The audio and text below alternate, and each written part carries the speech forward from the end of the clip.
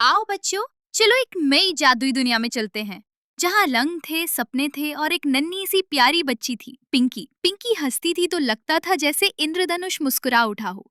वो हर सुबह फूलों को गिनती, आसमान के रंगों से बातें करती और अपनी तितलियों को नाम देकर बुलाती। लेकिन एक दिन कुछ ऐसा हुआ कि उसकी सारी दुनिया बदल गई। न नीला आसमान, न पीली धूप, न लाल गुलाब, न हरी घास। सब कुछ अचानक बेरंग हो गया, जैसे किसी ने सारा जादू छीन लिया हो, जैसे किसी ने जिंदगी से संगीत और मुस्कान चुरा ली हो। पिंकी चौंकी, डरी, फिर सोच में पड़ गई, ये क्या हो गया मेरी दुनिया को। पर बच्चे कभी हार नहीं मानते और पिंकी ने भी ठान लिया, वो रंगों को वापस लाएगी। लेकिन कैसे? चलो इस प्यारी सी यात्रा में उसके साथ कदम से कदम मिलाकर चलते हैं और देखते हैं क्या पिंकी सच में दुनिया को फिर से रंगीन बना पाई।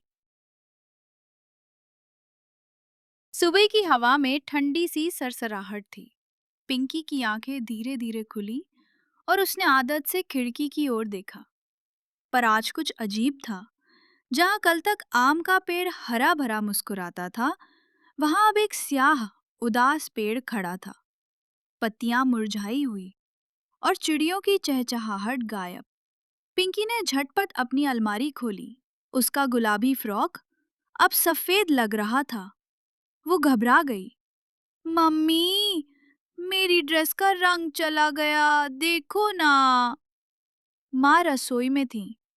उनके चेहरे पर भी रंग नहीं थे। उनके आंचल से भी धूप जैसे रूठ गई हो। शायद धोबी ने ज्यादा साबुन लगा दिया होगा, या शायद तू ही ज्यादा सोच रही है बेटा। पर पिंकी जानती थी, कुछ तो बदला है। वो दौड़ते हुए बाहर गई। सड़कों पर रंग नहीं थे, पेड़ जैसे राख में लिपटे हों। फूल मुरझाए थे और तितलियां कहीं नहीं थी। उसने अपने रंगीन पेंसिल बॉक्स को खोला।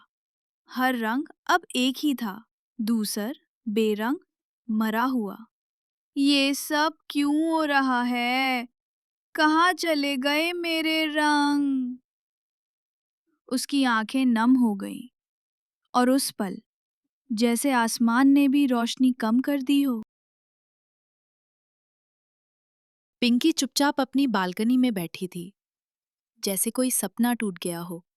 उसके बगल में लटका था मिट्टू का पिंजरा, उसका प्यारा तोता, जो अब भी उतना ही चुप था जितना आसमान। लेकिन तभी हवा थोड़ी थमी और पिंजरे में एक हल्की हरियाली चमक उठी। मिट्ठू ने अपनी गर्दन उठाई।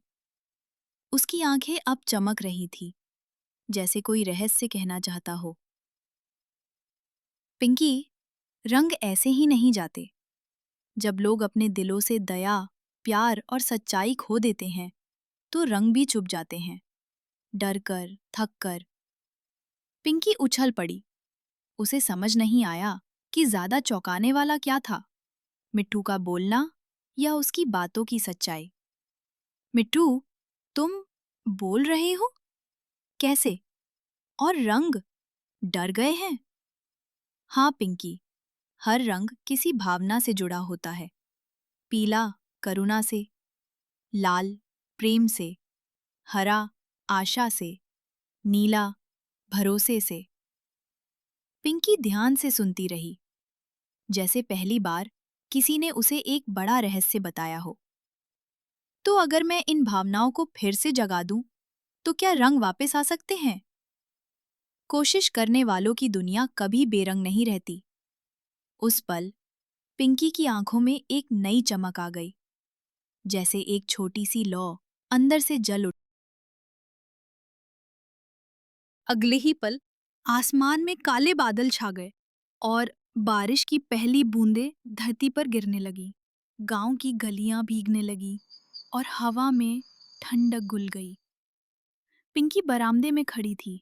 तभी उसकी नजर एक गली के कोने पर पड़ी। एक छोटा सा कुत्ता पूरी तरह भीगा हुआ ठंड से कांप रहा था, अकेला सहमा हुआ। बेचारा, तुझे तो कोई सहारा भी नहीं है। वो जल्दी से घर के भीतर गई, अपनी छोटी छतरी उठाई और चुपचाप कुत्ते के पास जाकर उसे अपने ऊपर ओढ़ा दी। खुद भीगती रही पर उस कुत्ते को सुखा रखा। कुछ पल बाद कुत्ते ने आंखें उठाई और धीरे से उसकी उंगली चाट ली, जैसे धन्यवाद कह रहा हो। और तभी हल्की सुनहरी रोशनी कुत्ते के चारों ओर फैल गई। वो बारिश के बीच में एक चुपचाप चमकता सूरज बन गया। मिट्ठू, देखो, पीला रंग वापस आ गया।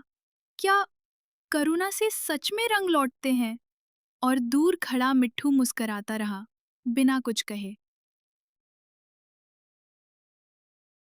बारिश अब थम चुकी थी, पर जमीन गीली थी और हवा में उदासी अब भी भरी हुई थी।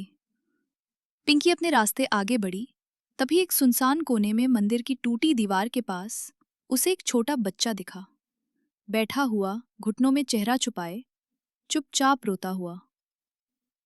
तुम ठीक हो? क्यों रो रहे हो? मेरा टेडी खो गया है। वो मेरा सबसे अच्छा दोस्त था। अब मैं अकेला हूँ। पिंकी थोड़ी देर तक उसे देखती रही।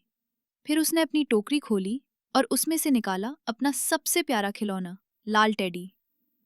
ये ले, ये अब तेरा है। तू अकेला नहीं है।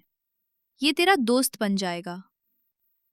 लड़का कुछ पल चुप रहा, फिर उसकी आंखों में चमक आ गई। उसने टेडी को गले से लगा लिया और पहली बार मुस्कुराया। और तभी एक गहरी लाल रोशनी उनके बीच फैलने लगी, जैसे प्रेम ने फिर से धरती को छू लिया हो। मिट्ठू, एक टेडी ने एक दिल को जोड़ दिया। क्या हर प्रेम रंग बन सकता है? अगली सुबह की धूप हल्की थी, पर अब उसमें कुछ नरमी थी। पिंकी धीरे धीरे मंदिर के पास पहुंची, जहां एक छोटी सी झील हुआ करती थी। अब वहां सिर्फ सूखी दरारें थीं, पानी का नामो निशान नहीं। मंदिर की घंटियां भी शांत और तुलसी चौरा भी सूखा हुआ। पर पिंकी की नजर एक कोने में पड़ी। मिट्टी अभी भी थोड़ी नम थी। वो घर दौड़ी और अपनी नर्सरी से एक छोटा सा पौधा ले आई, नन्हा पर जिंदा। तू यहाँ उगेगा ना? तुझे देखकर लोग फिर से उम्मीद करना सीखेंगे। उसने अपने हाथों से मिट्टी खोदी, पौधे को रोपा, पानी डाला और दोनों हथेलियों से हल्का सा आशीर्वाद दिया। हवा अचानक से थमी, फिर धीरे से बहने लगी और उस पौधे की पत्तियां हिलने लगी, जैसे उसने सुन लिया हो। और तभी उस पौधे की टहनियों से एक चमकती हरी रोशनी निकलने लगी। धीरे धीरे पास की झाड़ियां भी हरी हो उठी। मंदिर के घंटे टन कर बजी, जैसे जीवन लौट आया हो। हर पौधा एक उम्मीद है और हर उम्मीद शायद एक रंग भी।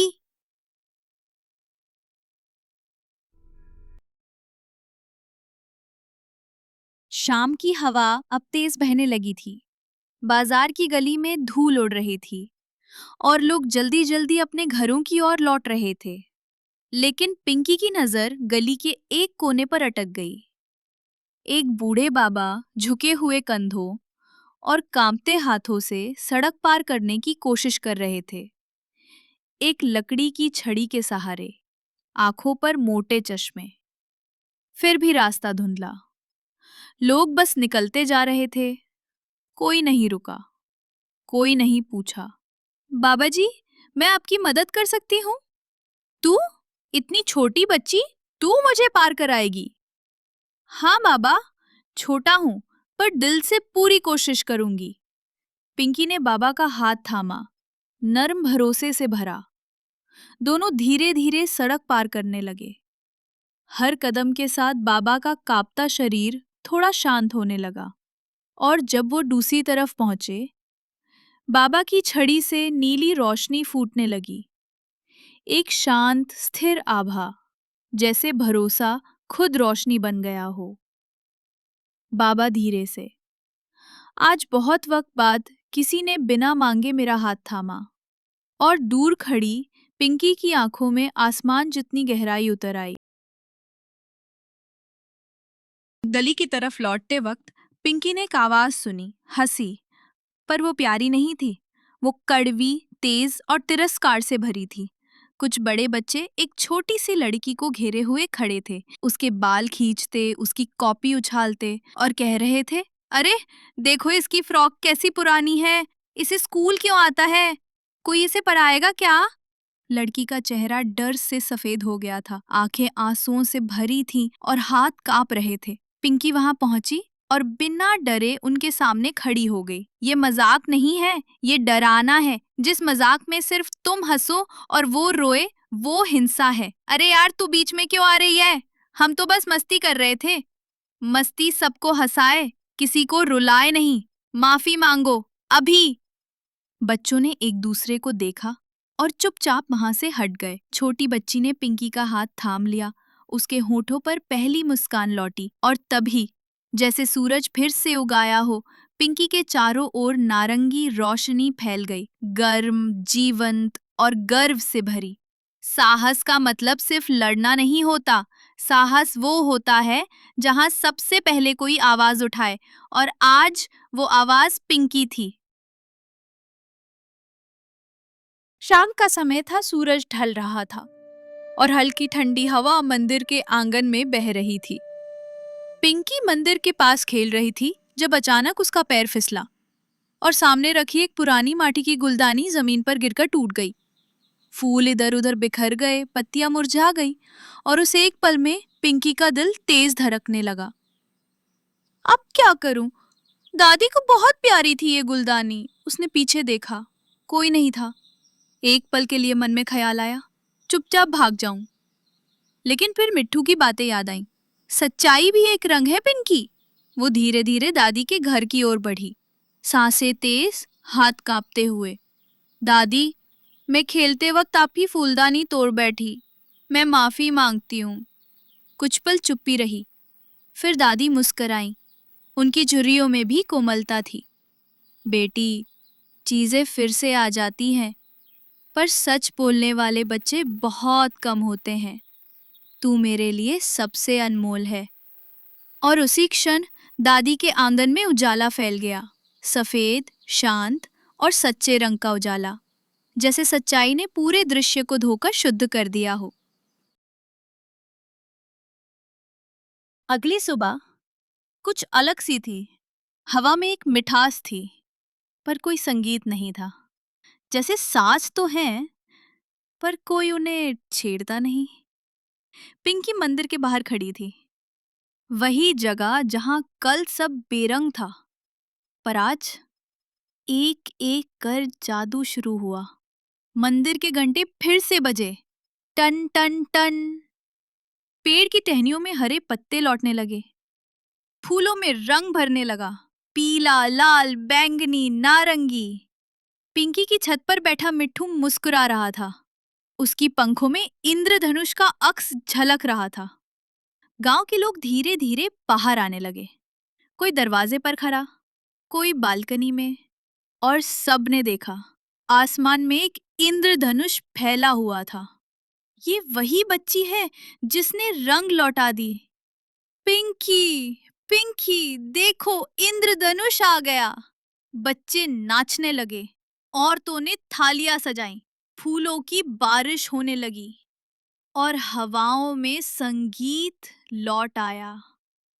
हर रंग जो कभी खो गया था, अब फिर से वापस आ गया था। पिंकी की करुणा, प्रेम, साहस और सच्चाई के साथ। ये सिर्फ रंग नहीं थे, ये जीवन थे। पिंकी सबके बीच में खड़ी थी, मुस्कुराते हुए, चुपचाप, जैसे कह रही हो, मैंने कुछ बड़ा नहीं किया, बस वो किया जो दिल ने कहा। शाम की हल्की सुनहरी धूप में पिंकी मंदिर की सीढ़ियों पर चुपचाप बैठी थी। गांव भर में रंग लौट चुके थे, लेकिन उसके मन में अब एक और सवाल था। क्या ये सब बाहर बदला है या कुछ उसके भीतर भी? तभी मिट्ठू उसके कंधे पर आकर बैठा। उसकी आंखों में गहराई थी और आवाज में अपनापन। पिंकी, रंग कभी बाहर से नहीं आते, वो तो हम सबके अंदर छुपे होते हैं। तभी दया के रूप में, कभी प्रेम के रूप में, कभी सच्चाई, उम्मीद और साहस के रूप में। तो जब मैंने वो सब किया, रंग मेरे ही अंदर से निकले थे। हाँ, तू ही थी वो इंद्रधनुष जिसने दुनिया को फिर से रंग दिया। पिंकी मुस्कराई। उसकी मुस्कान में वो सादगी थी जो सबसे सुंदर चित्र बना सकती है। उसने अपनी हथेली फैलाई और उसे सूरज की ओर उठाया। उस पर रंग बिखर गए। हल्का पीला, गहरा नीला, लाल, नारंगी, जैसे उसकी उंगलियां इंद्रधनुष के रंग लिख रही हों, धीरे और भावनात्मक स्वर में। पिंकी जान चुकी थी कि असली रंग वो होते हैं जो हम दूसरों के जीवन में भरते हैं, और जब हम ऐसा करते हैं तो हमारी अपनी दुनिया भी रंगों से भर जाती है। तो बच्चों, कैसी लगी आपको पिंकी की कहानी? क्या आपने महसूस किया कैसे छोटे-छोटे काम जैसे किसी को छतरी देना या किसी को गले लगाना दुनिया को कितना रंगीन बना सकते हैं?